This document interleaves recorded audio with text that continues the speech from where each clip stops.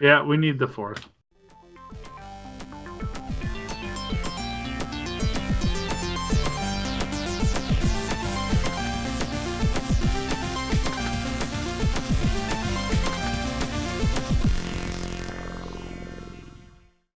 What's up, everybody? Welcome to Comically Gaming, episode 135. 135. How we doing? Yeah. 135. Nuts. Yeah. It is nuts. Cray. Yeah, that's so many episodes. So this week we're covering the third week of March 2019. This week I spent a lot of time on Walking Dead, the Telltale Walking Dead, because the final chapter of the final season comes out tomorrow or Tuesday, I think. So I got caught up on that, and I got caught up on the TV series as well. I'm up to the current episode, so I was way behind on both of those. I hadn't even started playing the game, but they're both still really cool. It's crazy that me and Nate were talking about it, that Telltale went out of business. For every one of those Telltale games, they had the same old engine, and they finally got a new one, and it looks so good. And then they go out of business. So, That's crazy. But it's really great. And then the show's still good. It's just weird how they're doing it. They are following the comics more, but it's just all different characters. Like, they're just mixing it up. But it's still good. Like, I really still digging The Walking Dead after 9 years somehow. You know what's funny? It's like I don't even watch it, and they're so like it is so spoiler friendly online. I've not seen a show as ruined by spoilers as that show, and I don't know if it's Right. just like disrespect to the show. Like if the press just doesn't care, like they don't care about the show because maybe it's gone on to. I don't know what the reasoning is, Yeah. but I'm telling you, like, you go to any like website, there's just spoilers right there waiting. I'm like, man, if I was a fan of the show, I'd fucking hate this. Oh, yeah. The spoilers probably get a lot of clicks because there's a lot of people who dropped off watching the show, but still kind of want to know what's going on in it and stuff. So that might be why. I don't know. You know, it seems like everybody I know who used to watch it isn't watching it anymore, but they're still probably checking those spoilers and stuff just to check in on it. I don't know. but so yeah, that, and then it's me and Dirk both have on our week. Kind of came out of nowhere. We both started watching it without even knowing that we were both watching it. My buddy at work recommended it to me, the Netflix original Love, Death, and Robots. Same here. Yeah, it's basically it's a Netflix original. It's just all animated shorts. They look like video game cutscenes, basically, and just really high quality CG animation with really cool adult stories. Definitely not for kids. It's David Fincher also, which is the big draw. That explains why it's so weird and not in context with anything. Right, David Fincher. Yeah, he helmed it. So that's what drew me to it. I heard his name, and then I heard animated shorts, and I was like, and then a lot of people were comparing it to Animatrix, and I was like, so who's David Fincher, for those of us who don't know? He directed Mulholland Drive. No, that's David Lynch. No, it isn't. Yes, it is. David Fincher did Girl with the Dragon Tattoo. He did do that one. Yeah. I thought he did. Did he do Fight Club? That I don't know who did that, but yeah. Anyway, no, he his style, like he did Girl with the Dragon Tattoo. I think he did Social Network also. He might have done Fight Club also. Yeah. Anyway, yeah, it's super awesome. Go ahead. Yeah, really cool, and it's cool how they're like less than 15 minutes each. It's easy to jump in. You know, each story is different. I don't know. You can't dude. talk spoilers. I didn't find it that interesting. I found it weird and off-putting. Oh, really? The first person I said it didn't like it. Yeah, you're the first person. Well, Jeff. I think what pissed me off is it said that it was 99% match, and so I got this feeling of Bird Box all over again. Right. Well, I mean, I didn't get this recommendation from Netflix. It was people that I knew, trusted sources, I'll say, that recommended it to me. And yeah. David Fincher did 7, Gone Girl, Zodiac. 7. That's the one I was thinking of. 7. Yeah. So, what did you think, Corey? Did you watch all of it? No, I watched like the first 3 or 4. So, and I really liked all of them. It's cool how different they are. And we can't talk spoilers. So I'll just say I really digging it. Surprise! Show I would have given it. I would have given it more of a shot if after the halfway through the second one, I was like, "This is dumb," and I turned it off. Cool. All right. It happens. Well, we know Jeff has a little different taste in TV shows than right. That's what makes the show great. Our different opinions. That's it. Yeah, other than that, not much. My week, these guys both got games and shit, but I didn't. So that was my week. Go ahead, Dirk. Yeah, I kind of went video game crazy a little bit.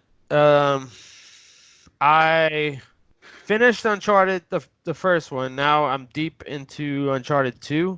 Oh, nice. That's where it starts to get good. It's so good. It's so good. I kept thinking, I'm like, man, Nathan Drake's forearms are not nearly as big as they should be. Yeah. Because that dude, I mean, the climbing and the hanging on by his fingers and everything, that's just out of control. But he can't jump for shit. Right.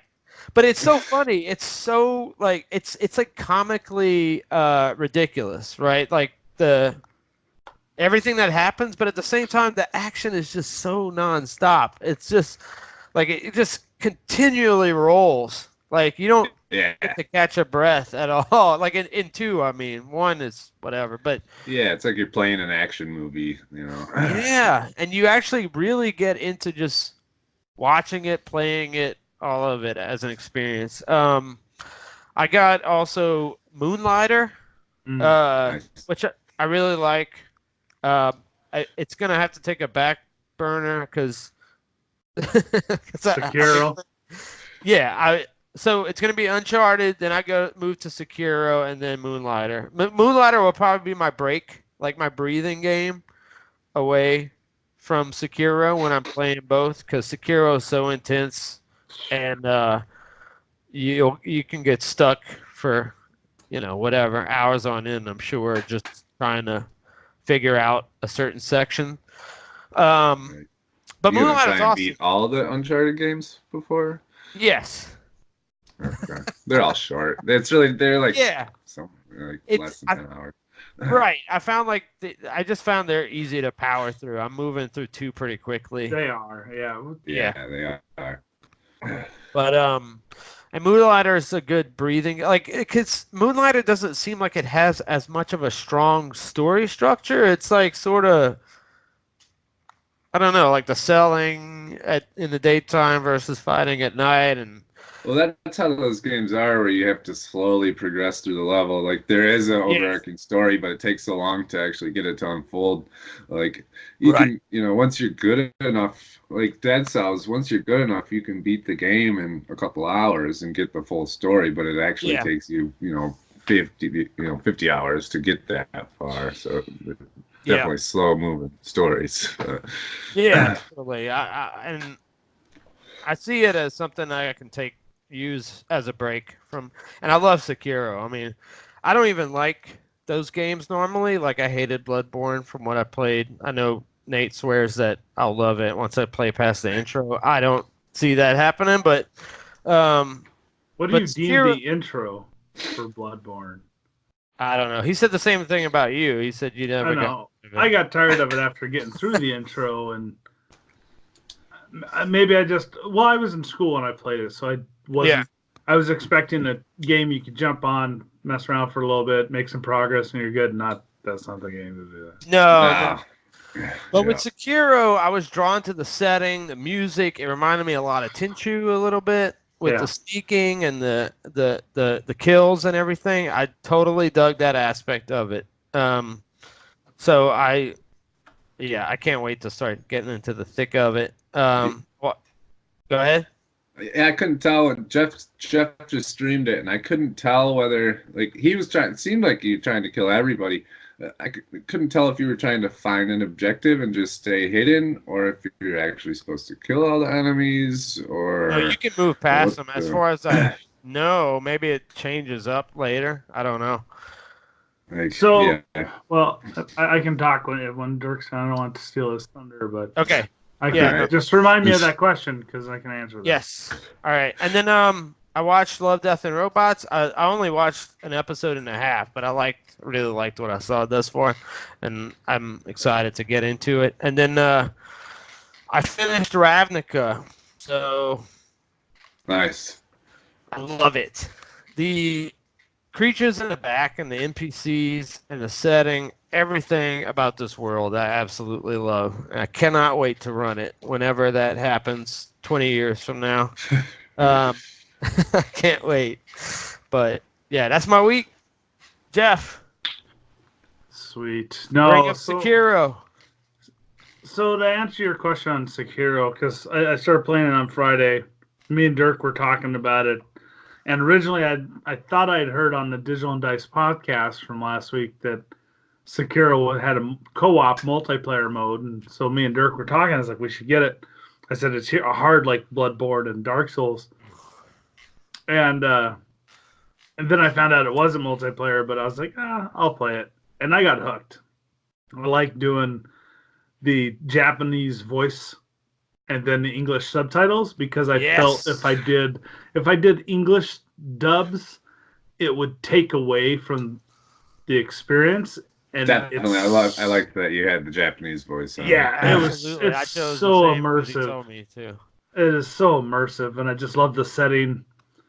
And I like that it's really refreshing, actually, that it doesn't hold your hand at all. It throws you in the deep end, and they're just like swim, and you're like, fuck me. And I don't know how far Dirk got, but not very far yet. I every time I die, I got my 6-year-old would talk shit about me dying. And because you're so pissed that you died, you're trying to control your anger because he's like Captain Obvious. He's like, wow, you fell off the mountain. And I'm like, no shit. I know what happened. Yeah. But there are objectives. It doesn't tell you. You have to read the story and listen to what the NPCs say to know what the gist of your objectives is. And as you were watching, Corey, you told me, I don't know if the axe. Saw it. Yeah. Well, I guess. So I did find the axe. But see, because it doesn't tell you, that scene I was in is actually a memory that unlocks once you play through a little bit. It gives you the ability to unlock a memory.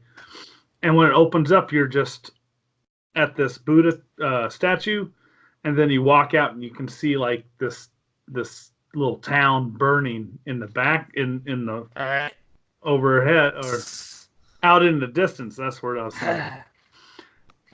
And so when I first saw it, I'm like, oh, this is pretty. So I guess this is a memory. You just look at this burning town. And I didn't see anything popping up on my overview or popping up on me to do anything. So I just traveled back and started going through this castle that you're in. And I got to this, hard part. And this dude is he one-shots at least most of the time. He'll one-shot you. Right, it's probably a boss. Or, it is a boss. So if it's anything like Dark Souls or Bloodborne, it's all about timing their attacks and learning their attack patterns. Timing is everything. And upgrading weapons to make it a little bit easier. Yeah. So what I did was I went back to that before the stream. Went back to that memory, started messing around because I'd figured some stuff out, and then I saw where I could actually grapple, and the grappling is awesome. And I didn't do it stream, but the grapple, you can do it successively. So you can sit there and hit a point, and as you're in midair, you see another one. You'll hit. If you hit L2 again, it'll go change direction. He just Spider-Man awesome. Very Spider-Man. Well, it's more like Crouching Tiger, Hidden Dragon kind of style because it spins and shit. But it's fucking hard. It's awesome though. I don't like hard games like that, but for some reason I'm just digging this game a lot. And now it looks awesome. And I bought Division 2 and I was playing that, and it was cool after I got past what the beta had shown me. But as soon as this game dropped, I started playing it, and I'm like, "Oh, Division what? I don't know." Right. I mean, I like Division 2. It's a fun game, but it's more fun co-op. Yeah, Division 2 is more fun. You called us out in the stream. That's definitely a co-op game, and Sekiro is definitely a single-player game. So I could see why you would switch to Sekiro for sure. Yeah. So I mean, that's really all I did this week because Sekiro. If I don't go to bed after we get done with the show, if I start playing that game, dude, I will not sleep tonight. That's great. And other than that, I cleaned out my garage yesterday, and that's the only thing I took away from my game playing time was I cleaned out the garage because it was nice out, and I fired the grill. The grill fired up. Yeah, I was disc golfing today. Spring has sprung for me and Jeff, so we're enjoying the 55-degree weather today. It's beautiful. That usually means summer for me, but thankfully we haven't gotten there yet. So you're like at least you have moderate temperatures, Dirk. But we've been locked in ice and snow for so long. The minute it was almost 60 degrees, it's like houses exploded with people. They were everywhere. Yeah, it's funny. Yeah, the disc golf course, usually a 55-degree cloudy day, you're the only one there, and the parking lot was just packed. You're just waiting on everybody. Everybody's been itching to get the fuck out of their houses. Yeah, my extreme's in the other direction. So you wait for winter. You don't want to be here for my summers, like I don't want to be here for your winters. But other than that, that's my week. News of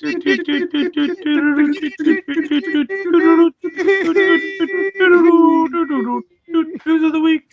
News of the week. Just doesn't sound quite the same without the fourth. It took the harmony. We need that. We didn't even mention the fact that we're missing the. Oh yeah. R.I.P. Rip. He's no longer part of the show. We kicked him out.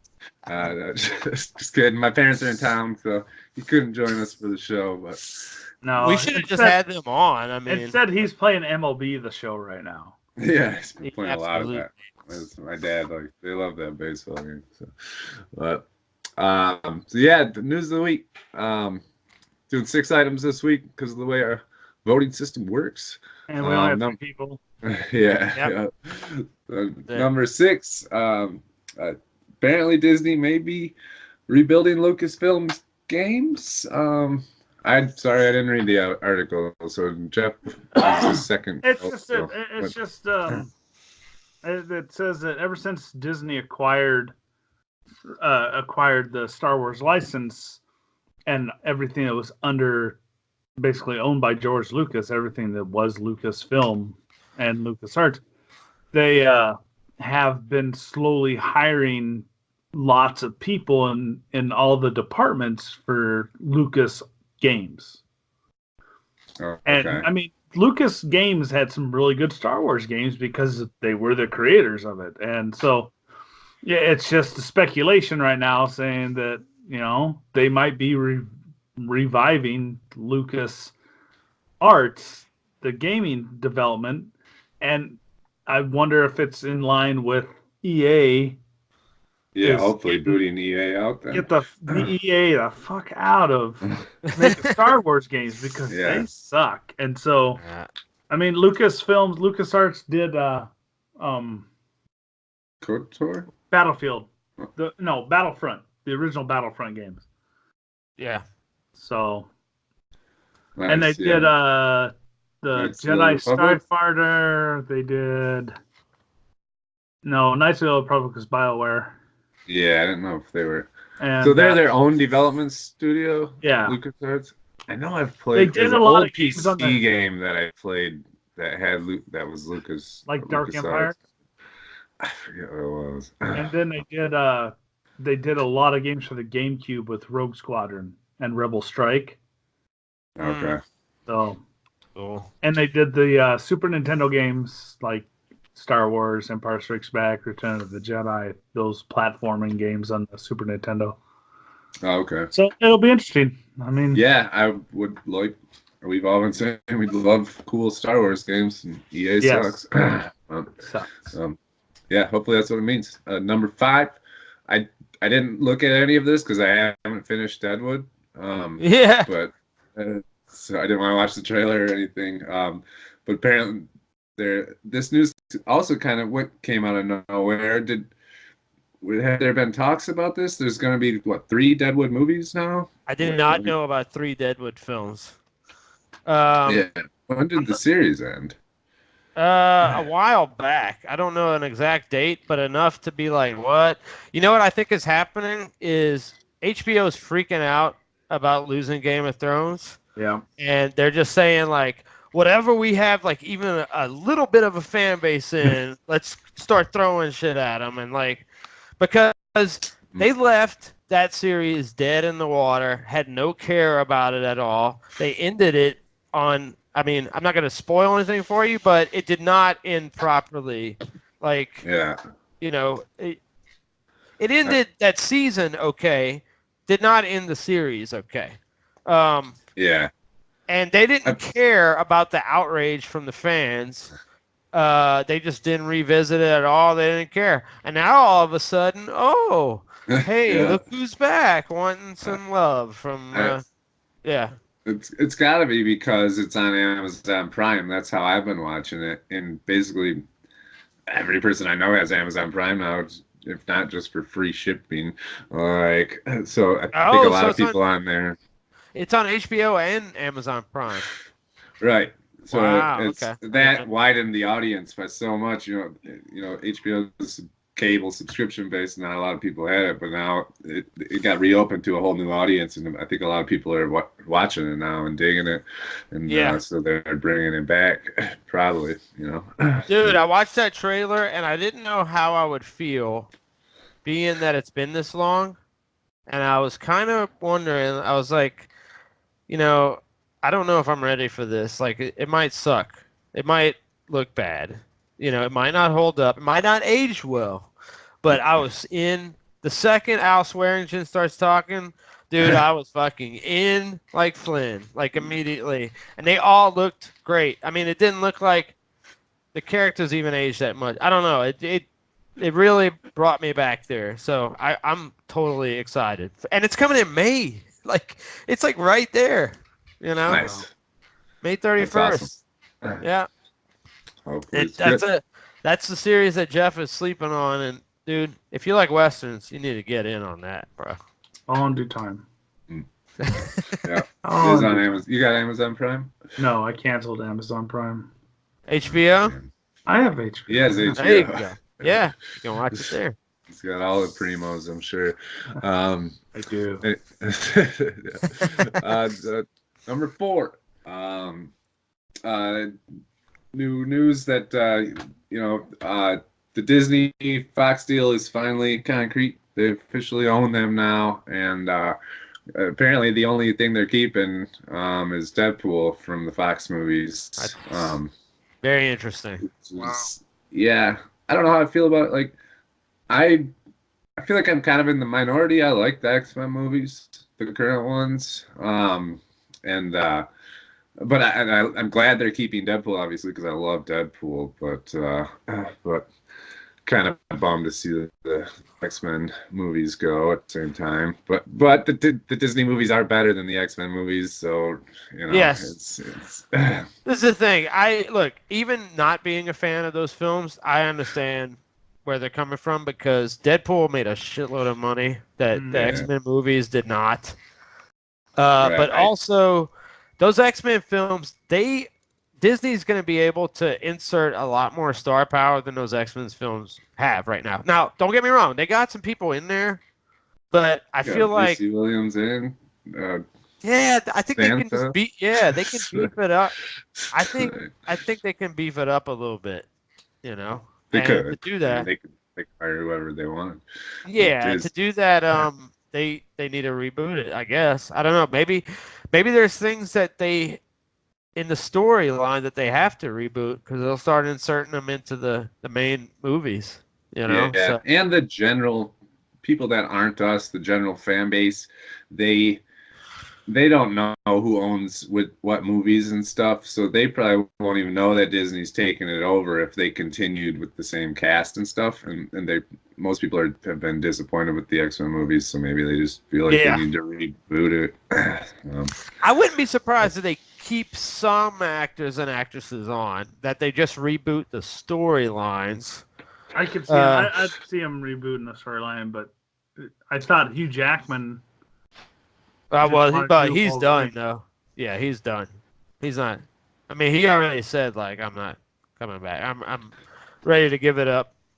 It is a bummer that we probably won't get an X-23 movie then. She was just great in Logan. Man, I know. Maybe they'll do. I don't know. That was a good teaser though. Yeah. Number 3. Apparently, we've covered the fact that Sony won't be part of E3 anymore, and now tomorrow, actually, well, it'll be yesterday or 2 days ago by the time the show drops, but Tuesday, Sony announced that they're basically doing a Nintendo Direct, Sony style. I forget what it's called. Sony Play. So, yeah. State of Play experience. State of Play. State of Play. Yeah. So that kind of, I like Nintendo Directs. I'm cool if that's what they're gonna do. If they're following the Nintendo Direct thing, that means that they could still be in E3 and just do a State of Play during a time slot that other game developers, like, there's a Nintendo Direct during. Nintendo's not part of E3, no, but E3 doesn't schedule anything during the Nintendo Direct. So, like, if Sony does the same thing, then they basically still are a part of E3, and it's cool that we'll get more news from them more recently if this is what they're going to do from here on forward. So, kind of cool. I'm interested to see what they say. Yeah, that's interesting. I don't know I mean, if Nintendo's doing it, I figure they they all figure they will start doing it, but we know that Sony backed out of doing E3. Wasn't there another one that also backed out of E3? EA, but they're still going to do their EA Access show prior to E3. So it's like everybody's backing out of E3, but they're still going to make big announcements during E3 with their own shows. I'm guessing, well, they're my show. They're just basically using the time that's already been that time of year that was E3. It's mine. When they know that everyone's going to be paying attention, they're just not going to do it at E3, and it saves them money if you think about it. Because I wonder how much it costs to set up a booth at E3. Especially the headlining ones that everybody watches is probably a lot. So I don't know. Cool. We'll see what they announce, and we'll see how it goes once it releases tomorrow. Number 2. This is a rumor. We usually don't cover rumors, but it's from a very trusted source that's been right on tons of rumors so far. That basically we know that guys who make Game of Thrones are going to be making a separate Star Wars trilogy, separate from the current saga, and apparently it's going to be based in the Old Republic, which,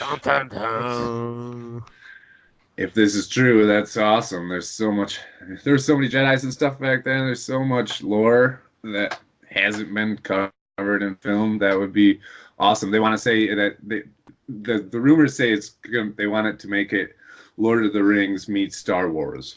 What? Like, Don't fucking even made say by the it. guys who make Game of Thrones. That just sounds so sick. Oh my god!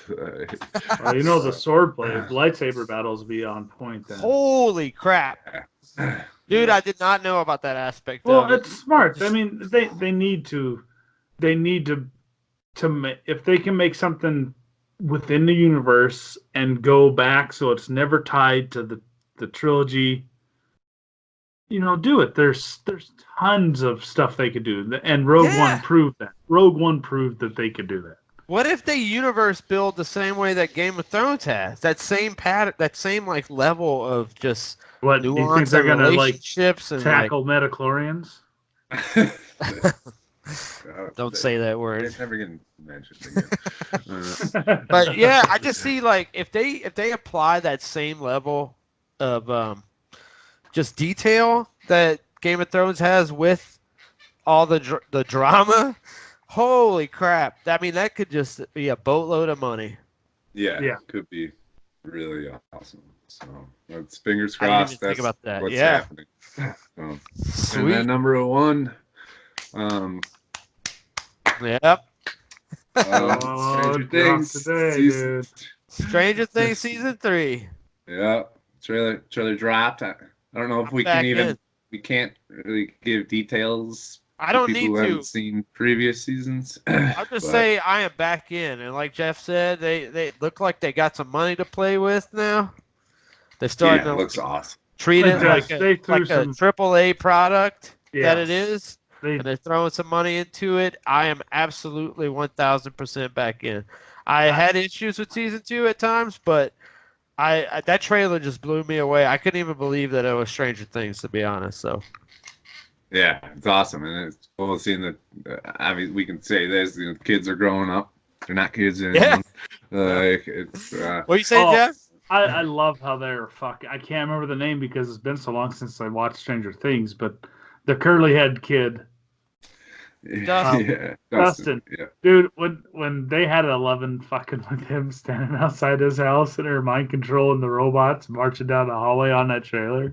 Yeah. I was like, dude, that's so Set awesome. to Home Sweet Home. And it seems that they are it seems that they are really just going full throttle with all the 80s callbacks. Yeah. Everything. Yeah.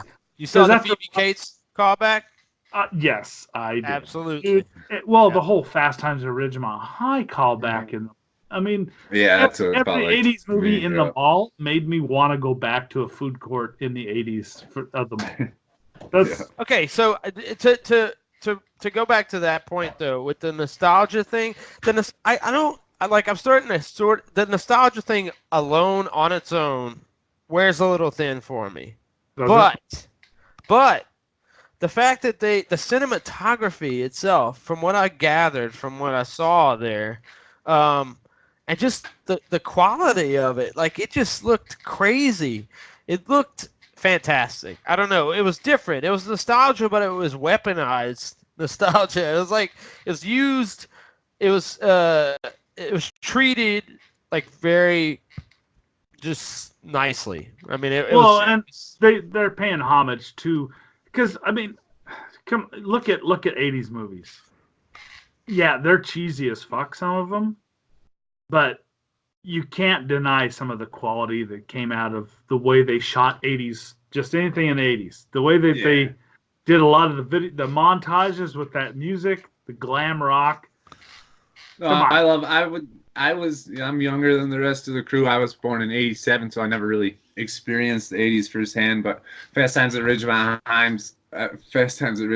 those classic '80s movies still are like some of my favorite movies. They're just so great, and this is like, this is that except better, with more money, So it's I think new cameras, and it looks awesome. I think what it is I don't like using nostalgia for its own purpose. Like that shouldn't be your own selling point, right? Your only selling point is just how much you can make it look like a Steven Spielberg movie or whatever. But that being said, no, that's what I'm saying. That being said, like this actually looks like they took elements of it and really crafted it into their own. I'm basing this strictly off the trailer. Yeah. Right. And I'm using that according to the last 2 seasons. In season 2, like I said, it kind of grew.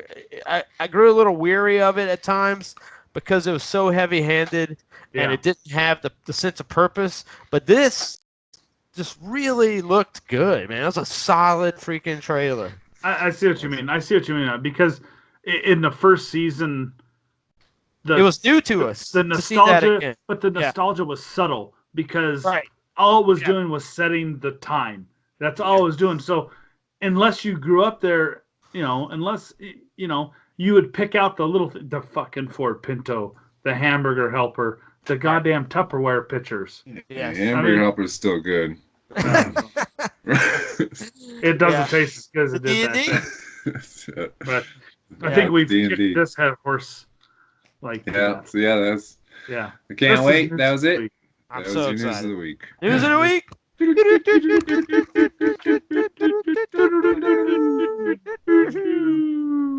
Yeah, we need the fourth. Hot topic. Hot topic. Another hot topic. Another thing that just kind of seemed like it dropped out of nowhere. The announcement of the next major gaming platform, Google Stadia.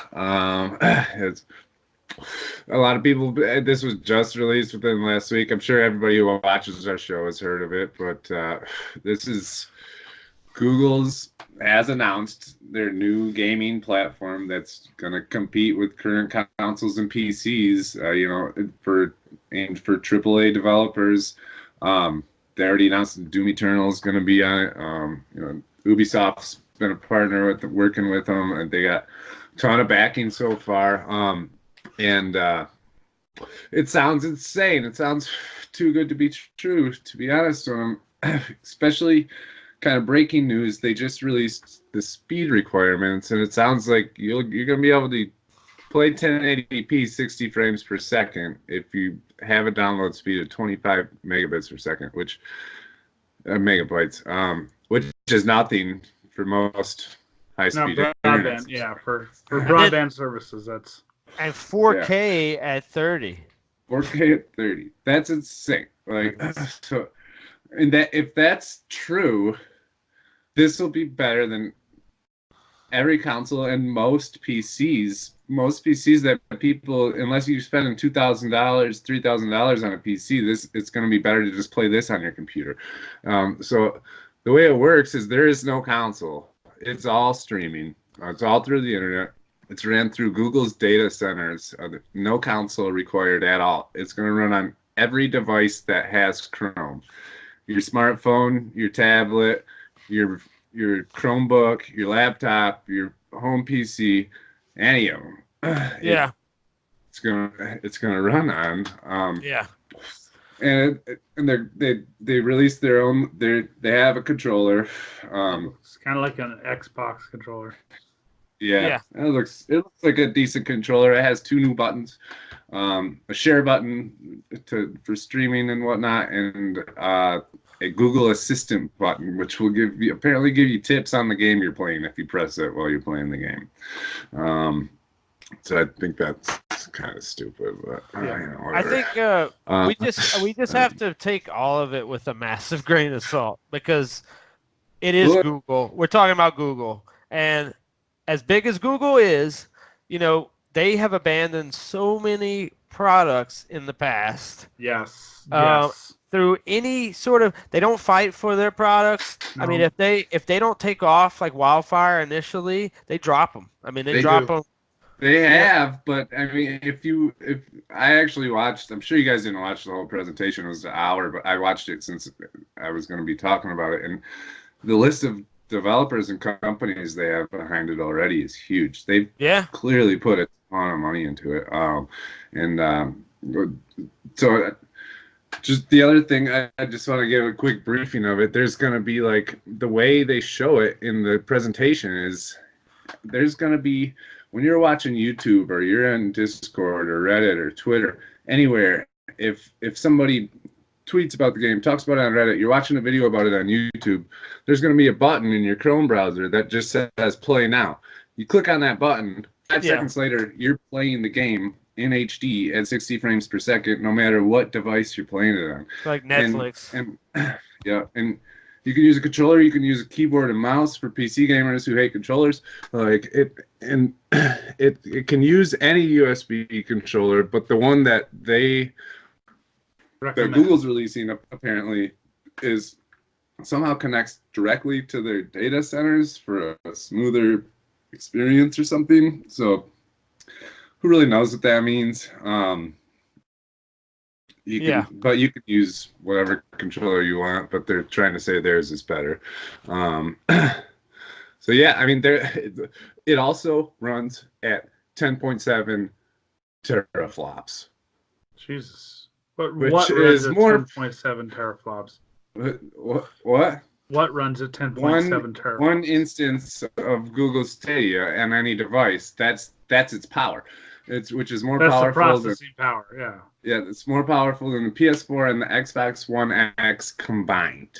Apparently, it's really great for developers. It's better for multiplayer, claiming that like a battle royale match, they're 100 players now. They're saying they could do thousands. And it's also better for split screen, because right now the problem with split screen is when you play. The reason so many games aren't split screen anymore is because of the graphic processing. They can't split it into two screens because it's just too hard on the system. With Google Stadia, each screen in a split screen game is going to have its own instance of Google Stadia. So it'll be they're saying they're going to try and bring back couch gaming with it.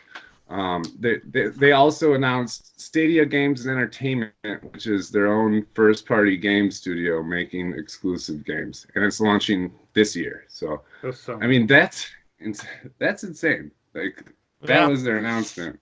The only thing if that works, that'll beat everything. It has to work. Well, but the other thing is what's the price point? Is it a subscription? Point? That's what I was thinking with the Play Now button. There's no way you could just click Play Now and just play any game for free. What is it going to be? Is it going to be subscription, play any game, or is it going to actually be a Buy Now button? And I'm sure it's a button. Like, they might have a trial that they set up for you, and then you have the option to buy after that. Yeah, a lot of unannounced stuff and. We won't know until it actually launches, but it sounds insane. They're gonna awesome. But they're gonna make it sound awesome. Look, I mean, there's a lot of stuff that is cool that cloud gaming offers that consoles just don't have. Like, think about all the backwards compatibility that you don't have to worry about. You can just put whatever game from whatever system you want to play in that. Now, but the other side of that is that. I mean, these are all based on their servers. And I know this is Google, but you still are worrying about somebody else managing it instead of you managing it at your house. So, right. But most games nowadays require an internet connection. That's the thing. That's the other thing. You won't be able to play this if you don't have the internet, or if your internet's down or anything. Well, right. Inaccessible. Yeah.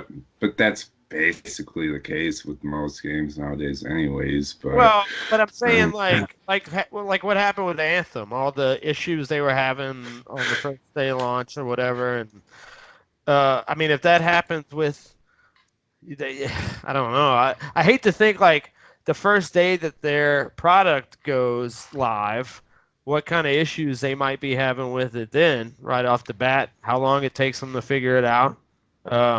I don't know. It's hard to say because Google just has a mixed bag of productivity. I mean, they have some things that are wildly successful, like Chrome, and, but they also have Google Plus, and they have Allo, and Google Health, and Google Hangouts. They got stuff that's just true. Not as. So they're going to have to deliver it. Yeah. The thing is, as Dirk said it earlier, is that Google is notorious for launching these endeavors, and if it doesn't catch instant popularity and sustained popularity, they will drop it like a bad habit.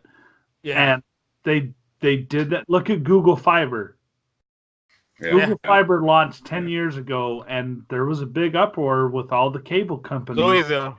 They had issues in that Louisville. Well, everyone freaked out. Like, they opened a Google Fiber store across from some Comcast store down in Kansas City, and Comcast was freaking out because Google Fiber was moving into the neighborhood, and they thought that this is going to take over. Yeah. And it's been 10 years. No. You see Google Fiber being offered in your area? I think, and it is weird. I think the whole reason we're so skeptical about this is just that it was dropped on us. There's been no talk about this at all, and all of a sudden, boom! Here's our new gaming platform. It's coming this year. We've never even mentioned it before. Right. And we're all like, what? Where the hell did this come from? But it's. I mean, the thing is, if it works the way all of that says, the way they said it works in their presentation, it's not gonna fail. If it works that well, if you could just click play now, at the price point, subscription levels, and there's a lot of factors. The amount of microtransactions. The board. I will say that two things of note, or just one thing of note, I guess. They mentioned elastic compute, which is instead of relying on the power of a single console, the people that are developing for the Stadia could theoretically design around combining multiple data center PCs. Yeah, so they can. You would have games that can run at even higher resolutions, and that you wouldn't rely upon the power of just your console. Right. Their data center has basically unlimited power. Well, that's the same thing that SETA does. There's a couple of companies for like scientific research where you can allocate your computer's processing power when you're not using it to help them process data. It's kind of along the same lines, but I don't know. Google tried Google Wallet. Did you ever hear about Google Wallet? There's a lot of stuff. And Google Wallet was awesome, and because it wasn't popular, it didn't gain popularity fast enough and sustained. They dropped it. So that's the thing. Watching the videos of what they showed, the demos, I want to see a live, 12-hour gaming marathon, right? With multiplayer, with hundreds of players, to see if it actually holds up instead of them just doing demo in a controlled environment. Right. Yeah, definitely. Yeah. And I totally get why you're so hesitant. That shit. Yeah. Gamers. They haven't shown us shit. They showed it worked perfectly on their show floor with their 5 devices, and it worked great. But if that doesn't work, and when it releases, then it probably will fail. But it's just I'm trying to think of it from a positive perspective. If everything they say is what it is and it's affordable, it sounds amazing. But well, I will say this also is there's been more buzz around this than their normal products, their rollouts of some of the other things, because the gamer community is sort of paying attention and like is curious. Yeah. Whereas, some of the other stuff that Google's rolled out just hasn't taken off with the same curiosity. But I don't know. It's interesting. Like the places that have bad internet infrastructures aren't going to have access to this. All right. And then they sort of have control of the pricing because they're giving you access. It's not a product, No. And the game developers still, that's what's so weird about, because game developers sell their games for $60. Like, what is Google gonna? If it couldn't be like a $20 a month service. It would. The pricing is going to be weird. I'm really interested. I think they're going to have subscription tiers. Here. I think they're going to have like a base subscription for like indie games, and then you may subscribe to your favorite developers. You may have to pay a subscriber fee, because in order for Google to handle to probably do this, if you look at it from normal business models from DirecTV and your cable companies and your streaming services, you know, every time that they provide you content, they have to pay the broadcast company. So ESPN probably has one of the biggest per subscriber fee on the planet that is mitigated out to the actual customers of that entertainment service. Right. So it could be like that. Cable. It'd be like cable TV, standard, premium, ultra premium, whatever they call it. You know. Yeah. That could be for sure. And I'm interested. It's in order for me, I think, to be on board, where I would want to give up my consoles and everything, they would need to be able to provide me all the games I currently have in my library for my current consoles. I wouldn't need that. I would. But as long as I don't care about. I mean, I switched from my 360 to my PS4, and I lost everything I had on my 360. Yeah. So I'm okay with losing the games I already have, as long as all the new AAA releases will be on this. Hopefully it'll have some cool exclusives, just like every console has now, and gets all the other AAA developers. You know, if they have all that and can claim and can do what they claim it can do, then you got to get it. But it's just so weird. This came out of nowhere, and it just sounds too good to be true. I prefer if you would be able to have the option to not only your game data is going to be in the cloud, obviously, but ability to back up that cloud save to a local disk, just in case. You know? USB. Yeah, but just something. But what would be the point if you can't even play the game? I don't trust without Google. The cloud. I mean, it's all. Go ahead. I don't trust. No. I know you're hesitant. I can tell, but I'm very. We'll see. We'll see when it drops. We'll see what happens, Google. That's it. That's your hot topic. Hot topic. Come check out D4 Tabletop Gaming Cafe at 8228 Oak Street, 2 blocks off of Carrollton in Uptown New Orleans. D4 has everything from TTRPGs to CCGs, including board games that you can rent for in-store play or even take back home. D4 also serves sandwiches, po' boys, salads, and more. So if you're in the neighborhood, stop by Oak Street and check out D4 Tabletop Gaming Cafe, the best critical hit in town. All right. All right, getting near the end of the show here. First off, we just wanted to give a quick shout out to everybody who joined our Sunday night stream. Do it every week. This week, Jeff did it. We had a great turnout. Streaming Sekiro. All the regulars were there: Maverick, Old School Savage, Captain Emo, T.A. Casper, Julia, Dezombified, Super 10Q, everybody that we missed. And Ray Pops.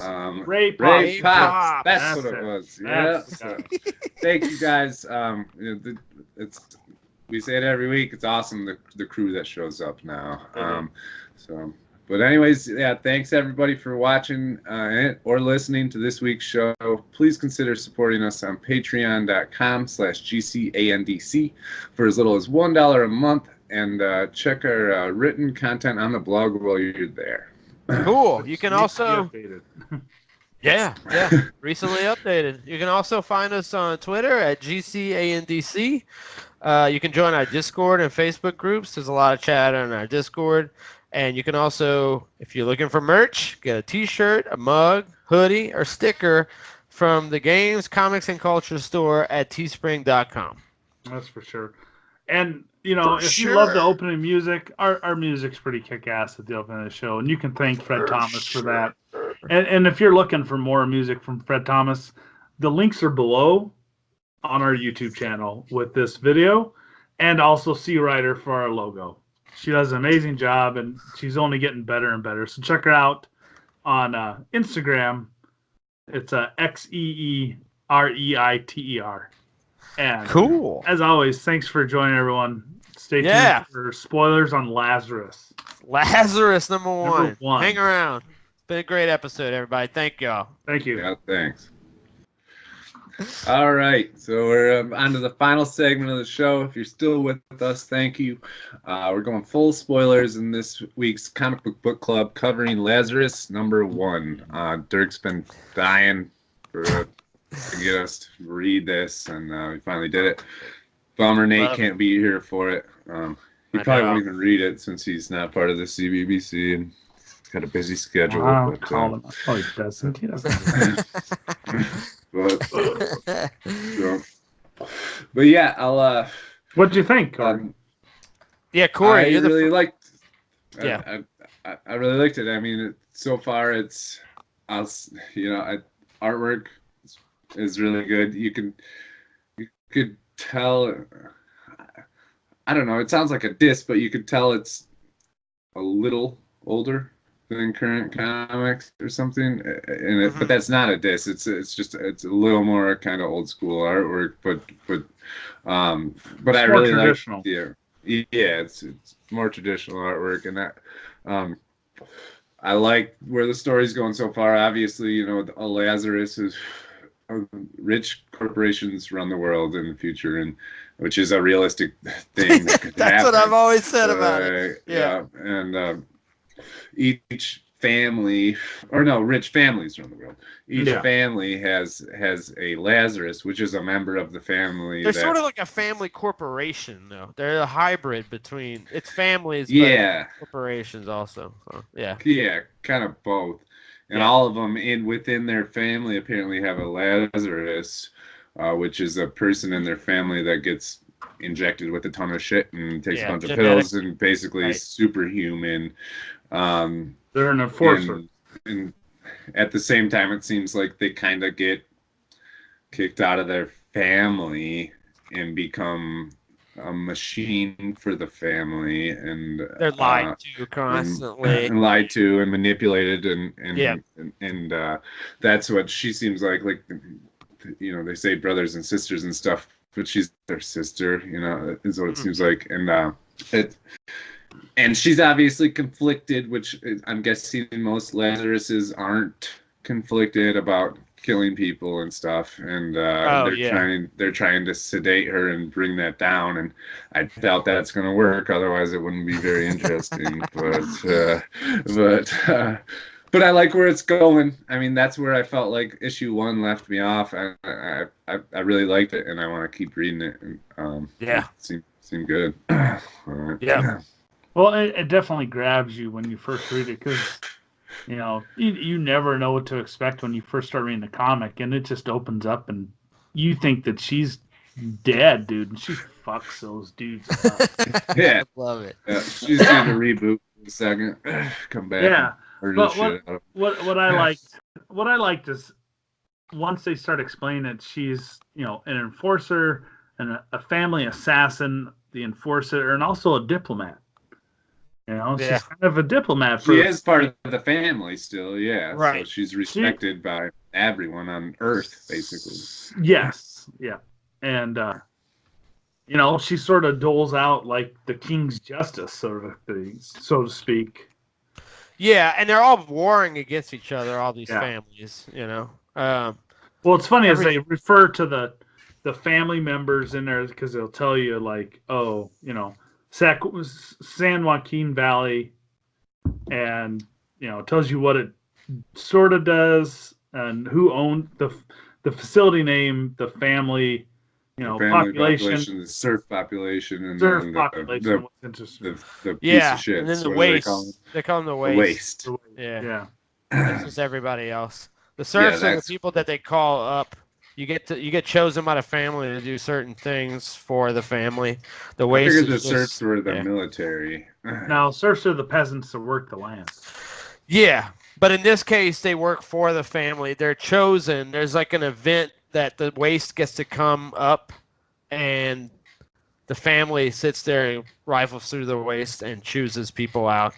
But probably also the military as well, though, would be considered serfs, right? I mean, they're not family. If it's family, serfs, and waste. I don't know if the military has a specific role outside of that. I don't remember. CMS security. If it was like staff, maybe. I don't know. I don't know I just don't know when remember it right said off the top of my serfs on the page, it was showing a bunch of military dudes. head. Yeah. I think you could be right. I don't know. I'm not sure. It's been so long since I read it before tonight because the break has been so long. But it's fantastic, man. That even the art, like you said, Michael Lark does the art. It has this like militaristic style to it. It's very efficient, very human, but brutal at the same time. Yeah. It's very cold. I like that. It's just like very exacting. It replicates and matches the writing so well that it feels like it's the same person doing both. Like feels like the writer and the artist is like completely in sync on this one. That's what makes it such a good book.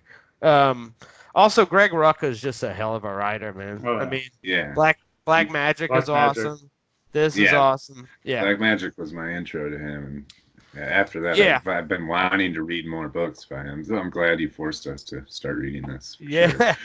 Well, this is also one of Image's like prize gems. It's very popular. They're coming out with the series.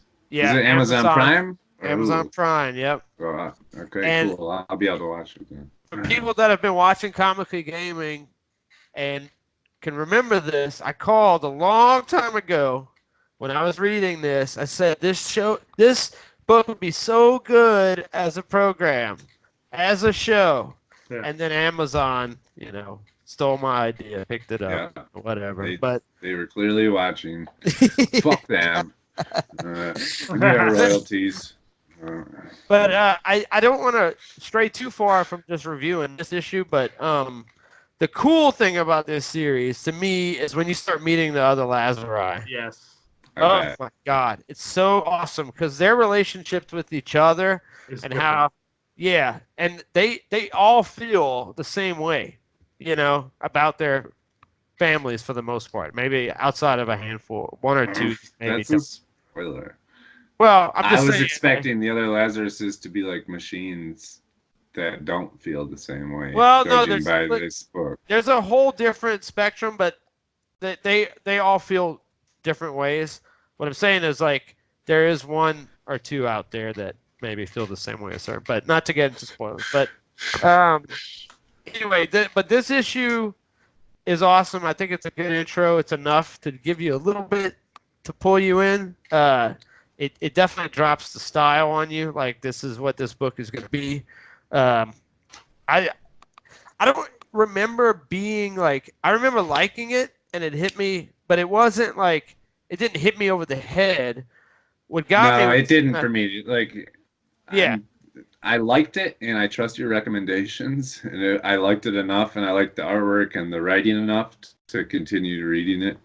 But I wasn't like if no one had recommended this to me, and I just read it, I wasn't like blown away. Like, holy shit, that was an amazing issue. Like, it was, I felt the same way. But it's one of those series that every issue you read after, it gets better and better and better. And once you get to like, I think I'm on volume 5 now, 4 or 5. I got X66 too, which is an offshoot series that he writes. And then Lazarus Risen was just released this past week on Wednesday, and the format is very different. It's like a 74-page monthly comic that they're going to be releasing, and it's not a normal size either. It's like really nice and deluxe, and it's larger, and it's like bigger. But I thought that's cool. They're messing with the formats now and stuff. But yeah, I mean, it's like it's one of my go-to books, and I didn't see it that way initially, even with issue 1. But once you finish volume 1, you're gonna want to just keep reading them. Yep. Yeah. Keep too much shit to read.